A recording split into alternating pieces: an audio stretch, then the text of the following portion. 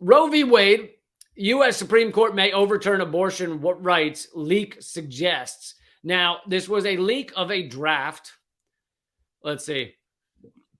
Millions of women across the U.S. could soon lose their legal right to abortion, according to a leaked Supreme Court document. The document published by Politico suggests the country's top court is poised to overturn the 1973 decision that legalized abortion nationwide. Now, what they're saying is that the Supreme Court, even before they decide on things, writes up a draft of the decision often. And this is an extensive draft. It's 98 pages, I think. And those drafts almost never leak. This is apparently incredibly rare that this has leaked. They almost never leak. And in this case, it did. I don't know what that means. I'm sure there'll be tons of people going after the leaker, but that's not really the point. The point is that Supreme Court is preparing to overturn Roe v. Wade, to overturn the right of a woman to choose her own path for her body and have that choice in our nation, which we've had since 1973.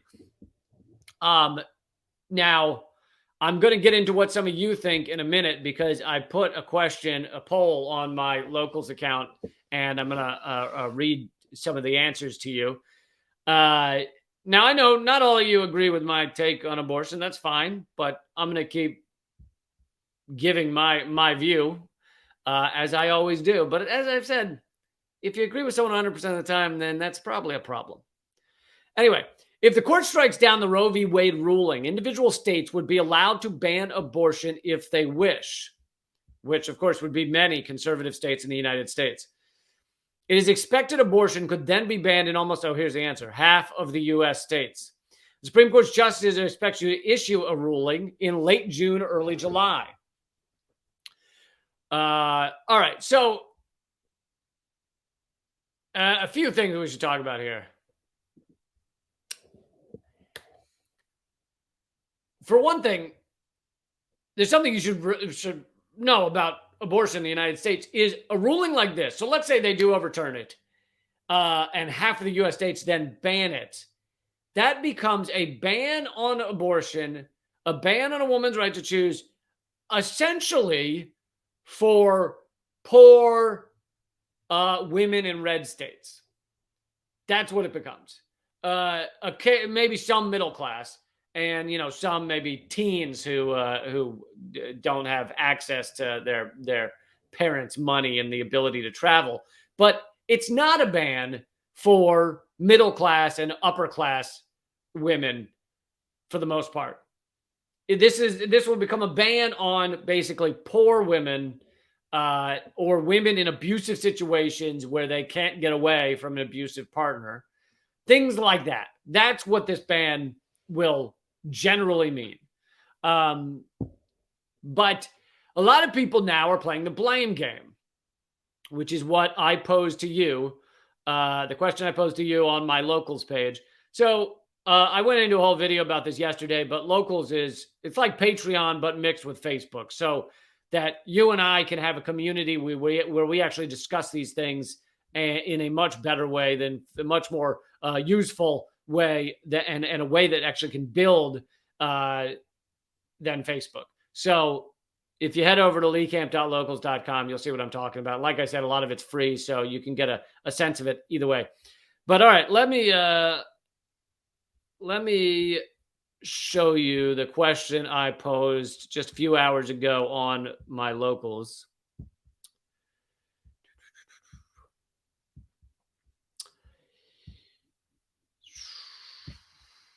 So I said,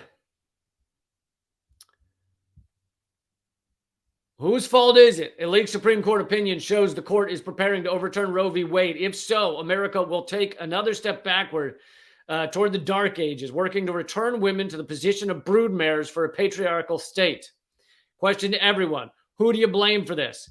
And you understand what I'm saying there about broodmares. Broodmare is an animal that's kept basically for breeding. That's their main, and of course, in confinement. Now, we don't really view animals as being in prison when you have a horse as a pet or whatever. I'm sure some people do. There are definitely some animal rights people who do view it as prison. But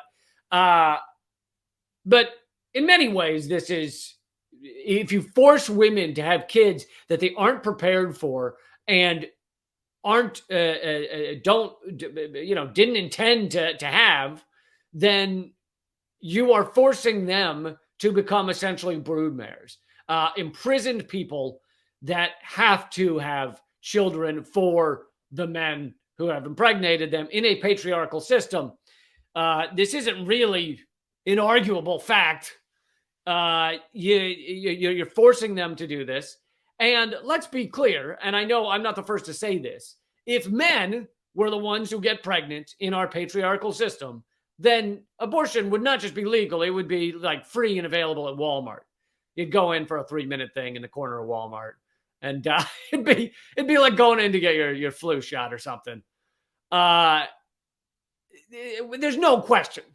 I mean, honestly, if you argue against that, you're out of your goddamn mind.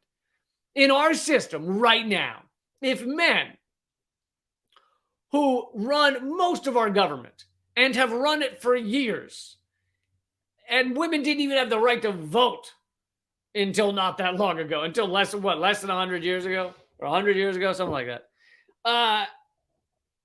Men ruled this society and continue to in many ways. Yes, some women, I'm not denying, women have made amazing strides, but this is still a patriarchal system.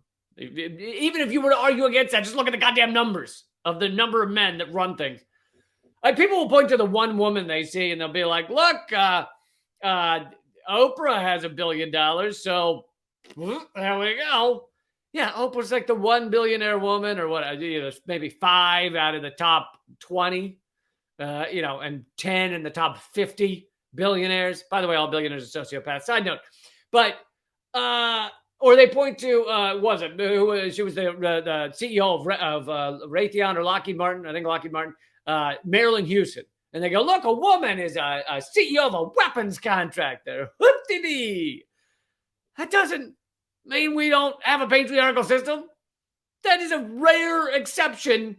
And the reason that woman got to that position is because she proved day in and day out that she is as much a sociopath as all of the men in the patriarchal system. All of the men running this shit show. She proved that day in and day out, I am as sociopathic as all of them. And then they were like, okay, she can run things. That's how she got there.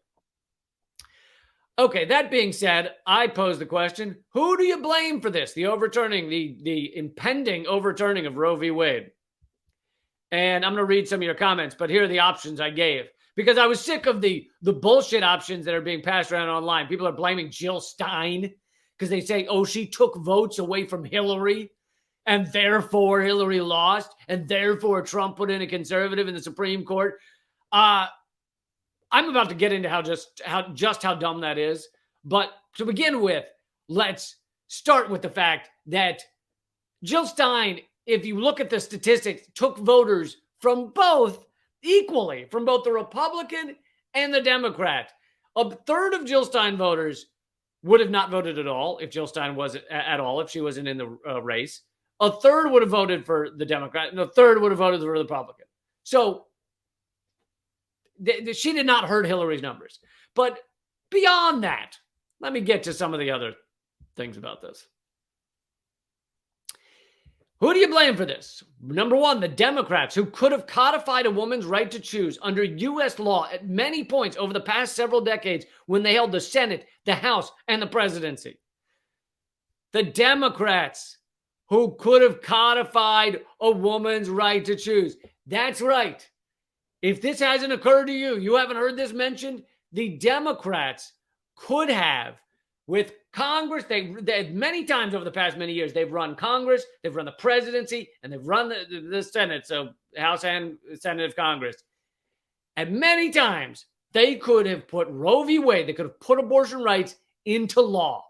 And instead, they never did it. They never put it into the fucking Constitution. They never did it. Because they didn't care to. Instead, they enjoyed using it as political football. Because they don't really care about women. They don't give a shit but their own greed. So, how dare you blame Jill Stein while the Democrats have chosen not to put this into our Constitution over the course of decades. Number 2, Ruth Bader Ginsburg for refusing to step down at any time under Obama when she had already been diagnosed with cancer, at least a few times, I think, thereby ensuring that Trump would pick her replacement. People love to glorify Ruth Bader Ginsburg, RBG, the notorious RBG. And I'm not saying she never did anything positive, but let's be clear. She made a choice under Obama at a time when Obama and the Democrats had, again, the House and the Senate, and they could have gotten in the Supreme Court pick they wanted. She made a choice, despite being old, despite having had cancer, to stay in the Supreme Court, not step down, not allow Obama to pick her replacement, wait until Trump got into office, and then try and survive through Trump when she died. So, all right, blame her then. If you really want to blame someone, blame RBG.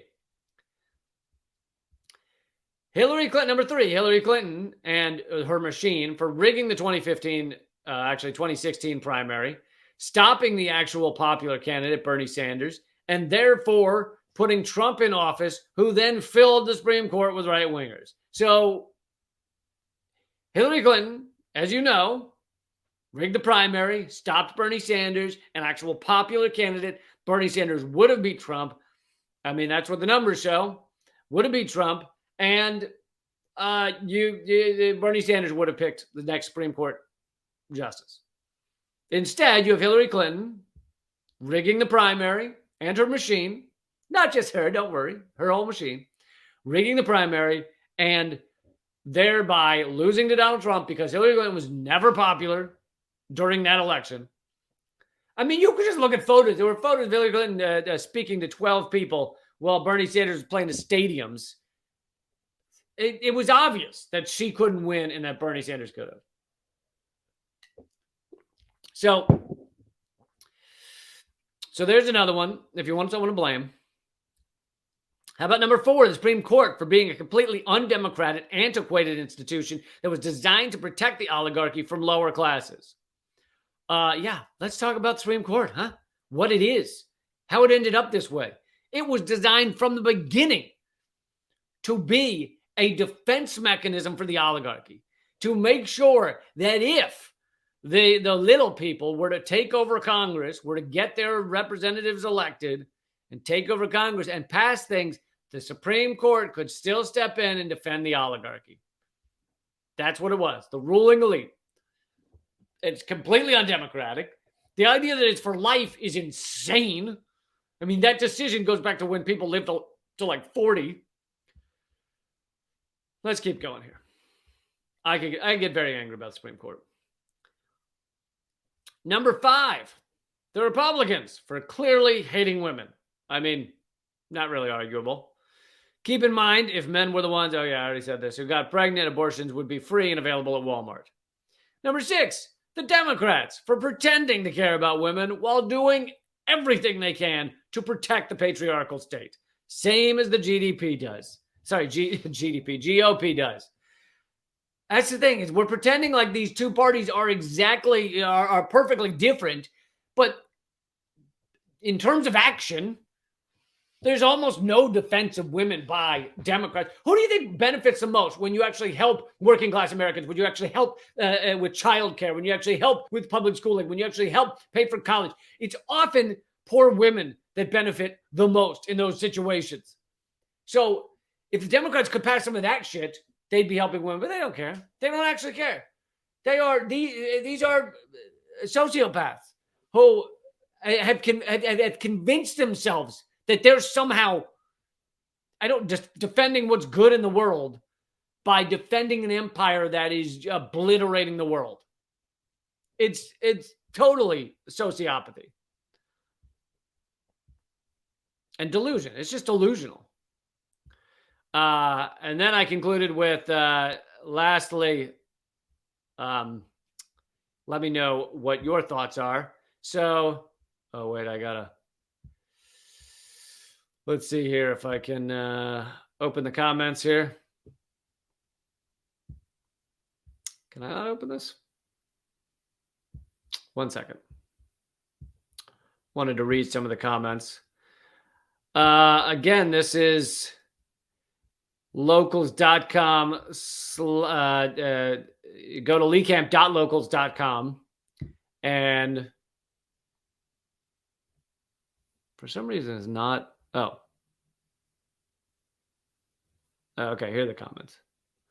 All right. Sorry. Took me a second.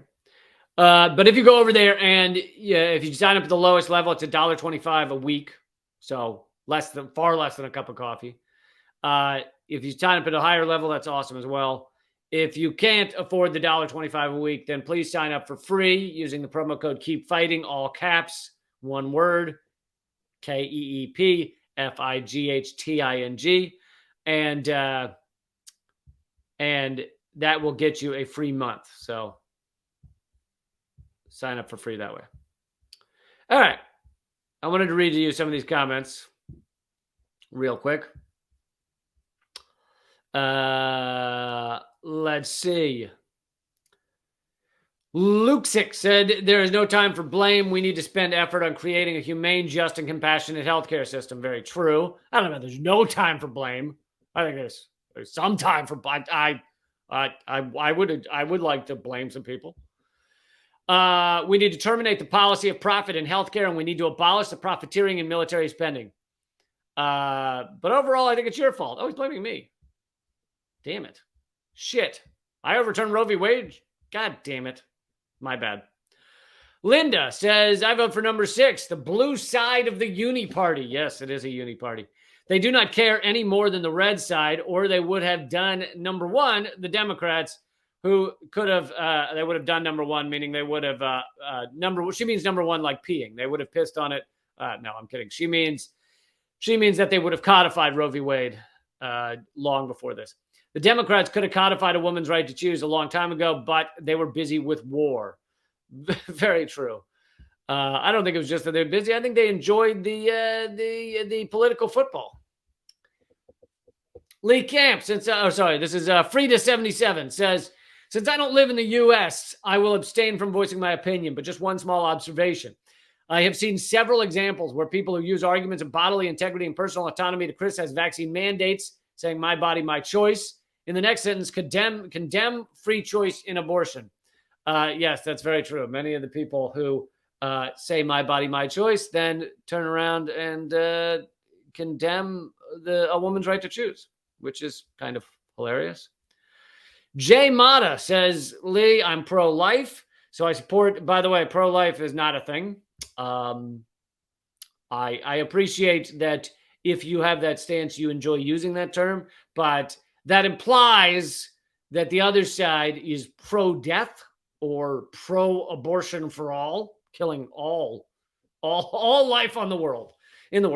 No. So when you say pro-life, it's a non-term. It's not a real term. It's propaganda. And I get it that he's not trying to be mean. He's using the terminology that was created to be propagandistic. It is, you could call it anti-choice. You could call it, you could say, I believe that life begins at conception. You can use that belief, which, I could argue with, but I don't know if we want to spend time on that at the moment. Anyway, he says, I'm pro-life, so I support the decision if it's ruled by the states. Many pro-choice people admit Roe was not a correct decision. I haven't seen pro-choice people admitting that, but whatever. From a pro-choice perspective, I'd blame the Democrats for not passing a true legal constitutional measure. So that's interesting. He's saying he's on the other side of the abortion debate, but so he's anti-abortion, I guess is the best term. He's anti-abortion, but he says that if you want to blame someone, blame the Democrats who did not put it into the Constitution. Zen59 says, this is why I left America last August and I'm not going back. In fact, I will be getting my family out too. My kids are grown-ups. I believe we are in a constitutional crisis and it keeps getting worse every day. Oh, you mean just the fact that they're taking away a woman's right to choose and they're putting in a ministry of truth in the span of a week? 19 Johanna 55 says all of the above. is missing from there. Both parties pander to religion. I'm not sure I understand the sentence, but both parties pander to religion. Yes, that's true. Chet's mom 4 says, I also vote for number 7, all of the above. Roe has been both the Republicans and Democrats' voter shaming hammer for decades. What about Roe v. Wade? Don't you care about women, or don't you care about babies? Since neither party is actually pro-life, I think Americans have been mindless dupes on this one issue. Republicans have made abortion near impossible across the country, with Dems showing little concern. Remember, Obama failed to appoint his Supreme Court pick because he thought Hillary could use Roe as the only reason anyone would vote for the most unlikable candidate since Donald Trump. Whoops, that didn't work. We still got the Donald, and Obama, in effect, gave Trump a SCOTUS as a White housewarming gift. Oh, a White housewarming gift. Yeah, so a lot of good points made there. What was I going to say? Oh, so I think her point is when she says neither party is actually pro-life, because if you were to actually be pro-life, you would be opposed to our bombing. You'd be opposed to our killing. You'd be opposed to the fact that we've killed 6 million people with our war on terror across the past 20 years. So when they claim to be pro-life, it's very not true. They're not just talking about, because obviously if you're going to expand the definition of life, what is life? Well, the people who are outside the womb are the real living, right? And neither party gives a flying shit, a tip of a turd about those living people that we're obliterating every day, and obliterating with our economic sanctions as well. So those were some comments. You could have thrown your comments in there if you're a member at locals.com. And the link to go straight to my page, you could go to locals.com, but the link to go straight to my page is leecamp.locals.com. I hope you'll become a member there and join me in this fight. Since I'm the most censored comedian in America, I hope you'll help keep my stuff going. And yeah, let's see. What else do I have for you? Thanks for joining me on Rumble. I'll be doing these videos regularly, and you can always find them. I'll be tweeting them out. I'll be posting them on my Locals page, and keep fighting.